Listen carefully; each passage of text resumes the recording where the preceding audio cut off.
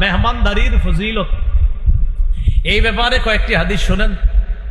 তিরমিজির বর্ণনা 1855 নম্বর হাদিস, মেহমানদারির সবচেয়ে শ্রেষ্ঠ ফজিলত, মরবেন জান্নাতে যাবেন। সুবহানাল্লাহ।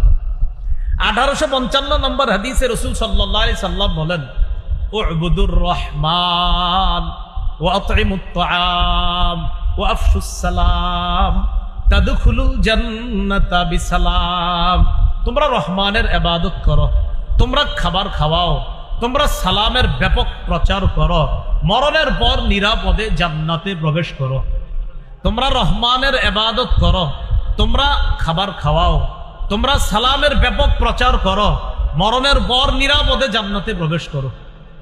আরেকটা ফজিলত শোনেন, তিরমিজির বর্ণনা 2527 নম্বর হাদিস, 2527 2527 2527 2527 এই হাদিসের মধ্যে আছে, قال رسول الله